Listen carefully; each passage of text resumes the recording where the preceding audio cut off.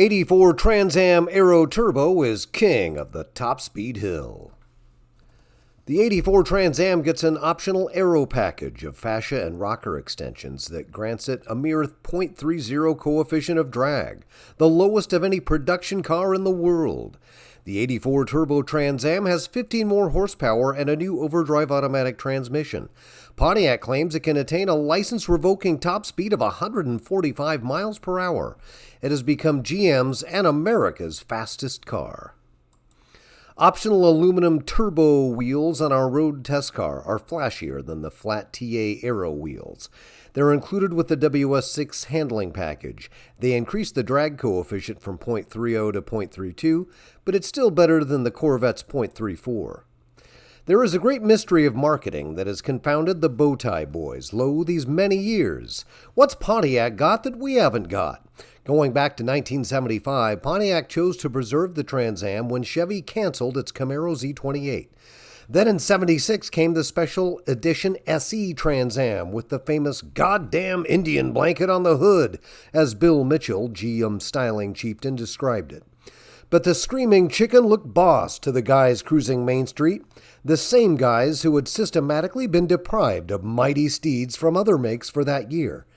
For 77, the Camaro Z28 was restored in an attempt to siphon off a few Trans Am sales, but the Trans Am just kept on rising, selling more than 100,000 copies in 1978.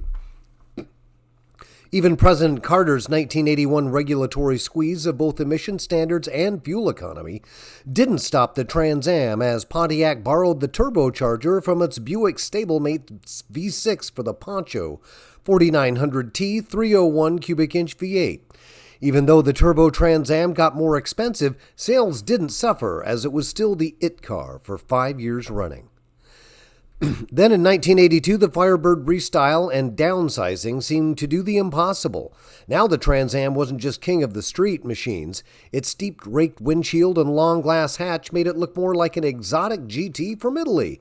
Sharing a 108-inch wheelbase with the L-body intermediate front drive cars, it was nearly as long as the 81 Firebird. Most of the downsizing was in width, which gave it less frontal area, and the long pointed nose made it more aerodynamic than its Camaro cousin. Its decreased air drag made the top speed higher than in the supercar 60s, when cars were geared for the drag strip and grills and windshields were upright obstacles. In the fall of 1982, the Hurst Olds Cutlass with a 6600cc V8 and Pontiac's V8 Turbo Trans Am both loudly touted better acceleration than the Corvette. In February, the all-new 84 Corvette debuted to reclaim its crown as America's fastest car. It proved its mettle with 140 mile per hour top speed. But just 8 months later, the Trans Am's gotten tired of just whipping the Camaro.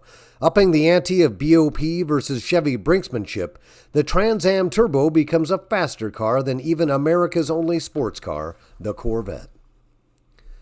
Firebird SE model has more standard niceties than Trans Am, including new leather-wrapped steering wheel, new headrests, and new all-weather tires, as well as a locking fuel filler door and power deck release. Standard sport mirrors, full instrumentation with tachometer, and rally-tuned suspension are shared with Trans Am. If you don't need to get anywhere at 145 miles per hour, SE has a standard Buick-supplied 3000cc V6 with 110 horsepower. Only the SE has an available 3000 high-output V6 with 130 horsepower at 5400 RPM. You can also order an electronic spark control 4900 V8 with the new light-duty 200R 4-speed automatic. You can get most of the TA options like 15-inch turbo cast aluminum wheels that are not available on the basic Firebird. The basic $8,800 Firebird Sports Coupe is 196 inches long and 70 inches wide. That's as big as Ford's rear-drive intermediates. It includes power steering and power disc brakes, a 4-speed transmission with a new hydraulic clutch, reclining bucket seats, and tungsten halogen headlamps. It's the only Firebird with wheel covers or wheel trim rings. The 2450cc Iron Duke 4-cylinder now has electronic fuel injection and swirl ports, but you can also order the 110 horsepower 3000 Buick V6 or the 170 horsepower electronic spark control 4900 V8, along with the new overdrive automatic. You can even equip it with the Y99 Trans Am suspension, 14-inch aluminum wheels, sport mirrors, and rally instrument cluster. Trans Am Dash features orange illuminated tachometer and engine gauges with a glowing Trans Am ID. Recaro seats in a Turbo Aero Recaro make the most expensive Firebird.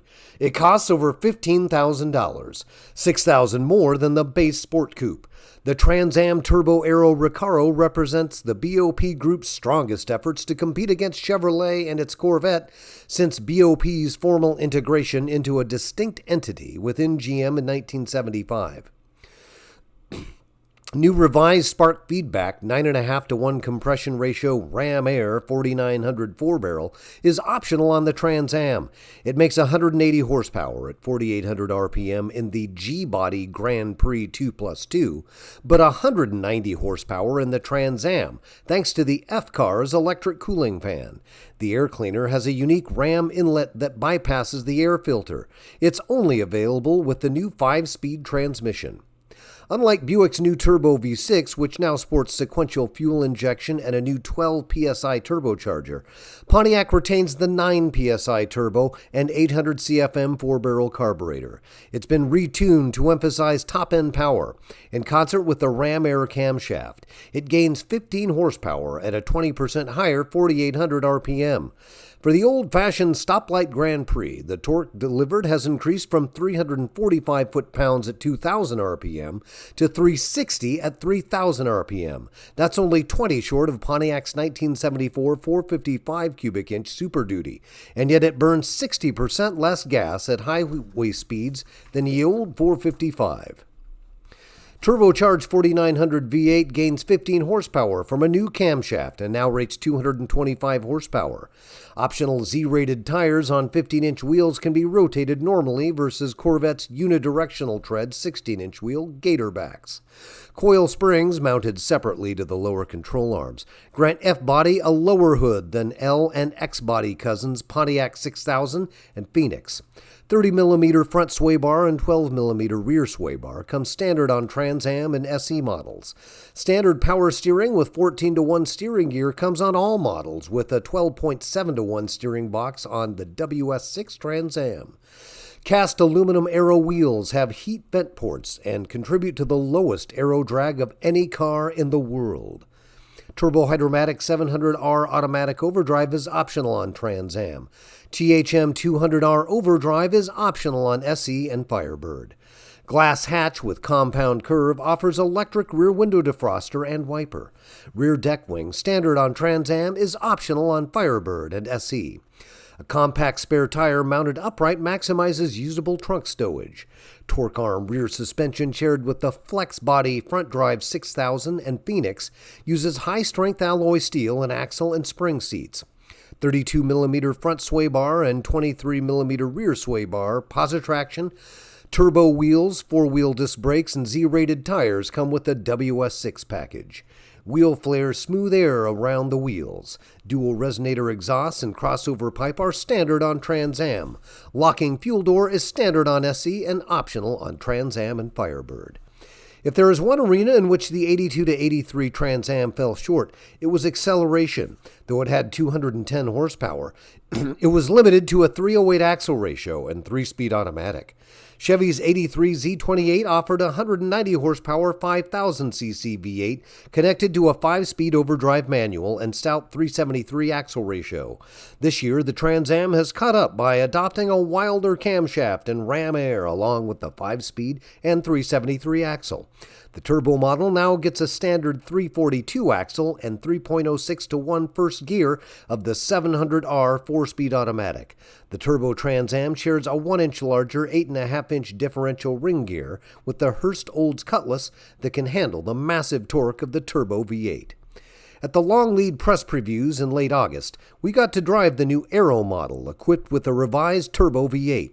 It was more than a match for Ford's new 5.8-liter Mustang GT, which weighs almost 250 pounds less, as well as the Corvette, which is 150 pounds lighter.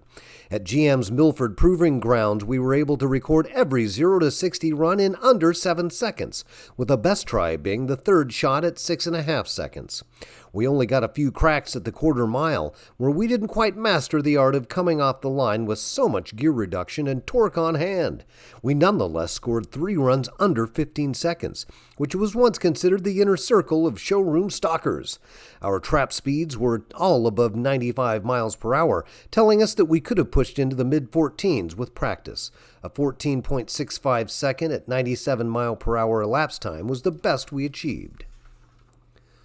Our road test model had the more basic velour upholstery, which we found perfectly comfortable. The front bucket seats offer excellent lateral support, if not quite on the level of the Recaro seats. The inside of the Firebird feels bigger than the Mustang because of the long windshield and hatch. Legroom is better, but you sit so much lower, and the headroom is so inferior that the Mustang makes a much better car for 4 passengers. But with the seats folded, it becomes a veritable sports GT wagon with a flat 6-foot loading floor. Even with the hardtop frameless door glass, the interior is quieter than the Mustang at high speeds, obviously aided by far less wind noise over its futuristic body. A 5-inch longer wheelbase than Mustang reduces ride choppiness and yields rock-solid stability, as we found when we took the Trans Am to the high-speed track at GM's Milford Proving Grounds. We were actually able to slightly exceed Pontiac's 145 mile per hour top speed claim. We managed 5 amazingly serene and unruffled laps where speed built to a crescendo of 146.4 miles per hour before storm clouds loomed and our poncho minders shoot us off the track. We made the scene in the Turbo Trans Am at one of those swinging hot spots in Pasadena. Its ability to impress the young and lusty of either sex has somehow grown even stronger. The girls couldn't believe Pontiac found a way to make it even sleeker and sexier than last year. Upon hearing Pontiac is bringing back Ram Air and a drag axle ratio, one young buck swore to order one the very next day. Even though our car had the stiffer WS6 suspension, the Trans Am demonstrated GM's well-known alchemy at combining the mutually exclusive attributes of crisp, responsive handling with isolation from what engineers call NVH, or noise, vibration, and harshness. The optional WS6 package includes a 12.7-to-1 steering ratio, 32mm front and 23mm rear anti-sway bars, Goodyear Eagle GT tires, and 4-wheel disc brakes. The Z-speed-rated tires are a vital necessity for America's fastest car. We found the fast steering gear ratio a boon to stability that gives the driver a reassuring feeling at that pulse-pounding pace.